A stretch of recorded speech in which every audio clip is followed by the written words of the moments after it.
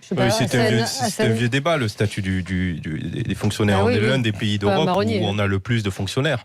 C'est une vérité, où on a le plus de guichets. Aussi, peut-être qu'après, sur certains territoires, ils sont mal employés. Moi, je viens d'un certain nombre de territoires sinistrés dont on a besoin justement. Je ne sais pas s'il y a beaucoup de guichets dans certains quartiers de la politique de la ville. C'est pour ça. Il en manque. C'est pour ça que moi, je dis à certains territoires, il faudrait qu'on ait, on essaye d'avoir des fonctionnaires efficaces, formés, etc. Mais voilà, c'est un vieux débat. Cet après-midi, il y a une manifestation, il me semble, unitaire sur la question. Et en même temps, le président de la République a fait une annonce que cet été, visiblement, il va arbitrer en disant, voilà, il va stopper peut-être, possiblement, la suppression d'un nombre de fonctionnaires.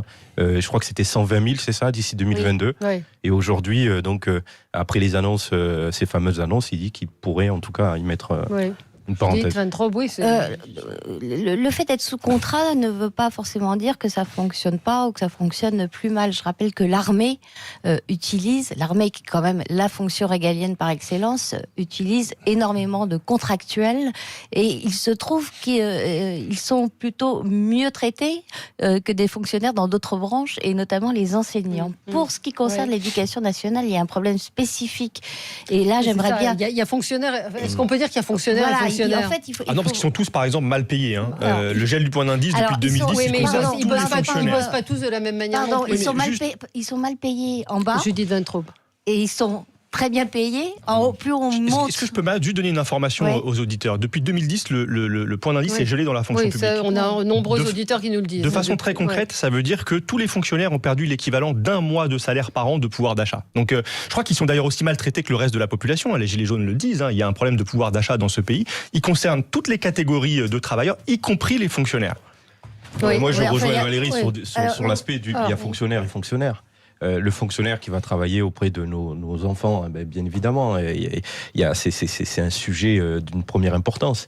Mais après, il est vrai que à travail égal dans le privé, il y a un certain nombre, on va dire, j'ai envie de dire, si ce n'est pas de privilèges, mais en tout cas, il y a une incompréhension entre celui qui est dans le privé et celui dans le public. Il y a des écarts qui sont pas compréhensibles. Bien sûr, pour une partie de la population qui ne comprennent pas pourquoi est-ce que il y a encore... Je vais juste donner l'exemple de ce gilet jaune, Monsieur Barnaba, qui est resté 10 ans en disponibilité. Alors, c'est pas de sa faute, mais... Comment c'est possible ? Comment est-ce qu'on peut payer 10 ans ? Justement, ça rejoint l'information que je voulais donner.